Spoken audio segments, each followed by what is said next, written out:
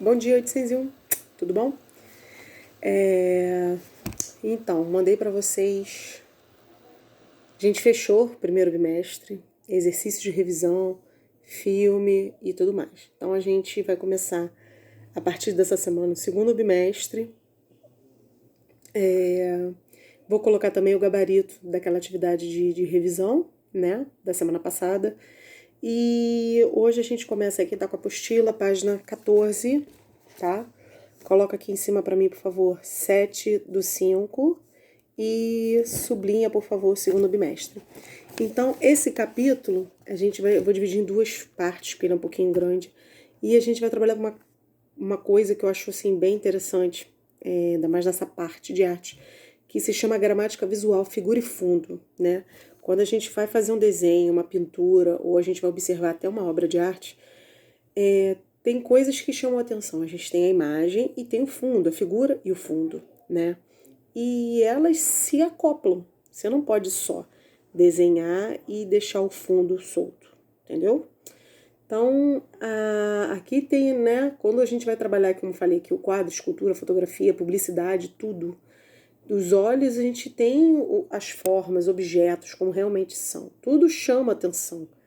E não é casual, entendeu? Então, aqui, né, a gente vê que é interessante, ele dá de exemplo o mesmo desenho com o fundo branco e com o fundo preto, né? Como a nossa percepção nota diferentemente.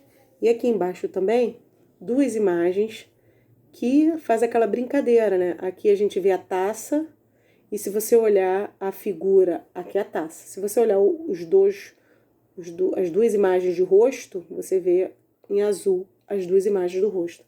E aqui também, um rosto desenhado, a linha branca e o fundo preto, outra imagem.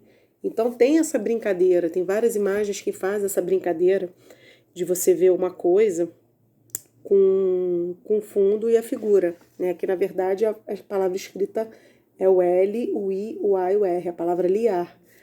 Né? Então tem essa brincadeira dependendo até mesmo da cor, tá? Essa brincadeira da figura e fundo. Então são as leis da percepção visual. Na página 15, ele fala também, gostaria até que vocês sublinhassem aqui a palavra gesto. A gente também, é uma coisa que eu gosto muito, que é a linguagem corporal. O gesto é o movimento das mãos, dos braços, das pernas, de todo o corpo. Pode exprimir estado de ânimo ou contar um acontecimento. As mãos dos deficientes físicos são seu meio de comunicação. Em 1832, o napolitano De Jorio criou alguns gestos para exprimir alguns sentimentos para se comunicar. Então, aqui no livro, tem várias expressões. Então, quando a pessoa indica que você tem que ficar quieto, né? E aí a gente tem Libras, né, que são a linguagem dos sinais, que tem várias simbologias que explicam, na verdade, né, através das mãos, o que as palavras não conseguem dizer. E também aqui embaixo a gente tem os bonecos palitinhos, que em arte, no desenho mesmo, a gente começa essa ideia da movimentação, fazer um desenho de movimento do corpo humano em movimento através desses bonequinhos, que é uma construção da figura humana, também interessante. Tem aqui a curiosidade, perplexidade, indiferença, rejeição, roubo.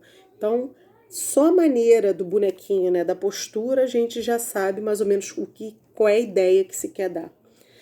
E tem outros gestos convencionais, um piscar de olhos, o balançar de um braço, o movimento do nosso corpo.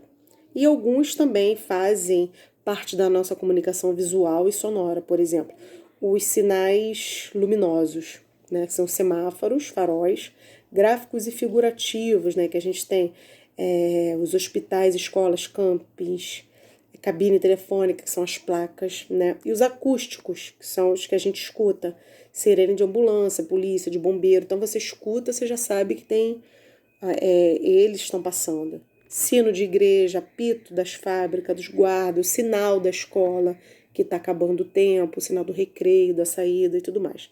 Então a gente é envolto por tudo isso, né? Gestos, a gramática visual da imagem e figura. Então tudo à nossa volta tem essa coisa visual e os gestos, essa linguagem toda de observação. O exercício de hoje, eu gostaria que vocês até colocassem aqui ou na página 15b Quem tá sem apostila, anota no caderno. Queria vai ser mais ou menos uma brincadeira seguinte. Vou dar um exercício mais light para vocês, tá? 8º ano, pegar leve com vocês. Queria que vocês observassem, né? Já que a gente tá aí dentro de casa, nessa pandemia, essa coisa que vai passar, tem que passar logo. Eu queria que vocês observassem os familiares de vocês, com quem vocês estão aí nessa quarentena.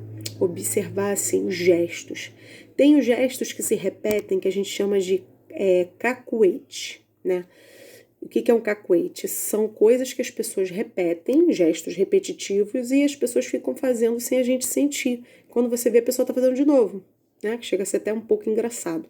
Queria que vocês anotassem, por exemplo, você vai lá no caderno, vai botar a data bonitinho, a atividade, qual é o nome do capítulo e tal. Aí você vai colocar gestos, página 15, minha mãe tem mania de lavar louça com a perna dobrada. É um cacuete da sua mãe, é um gesto que ela faz, sempre, direto, tá? Meu pai tem mania de estalar dedo quando começa a ver televisão, tá? Queria pelo menos 3, até seu mesmo. Se você não consegue identificar isso em você, pergunte a alguém. Eu tenho algum gesto que eu fico fazendo sempre, que eu não perceba? Aí você vai perguntar assim, então vai fazer essa brincadeira de interação aí na sua casa, tá? E tô doida pra ver os resultados, tá bom, gente? Beijo grande, até a próxima atividade da próxima semana.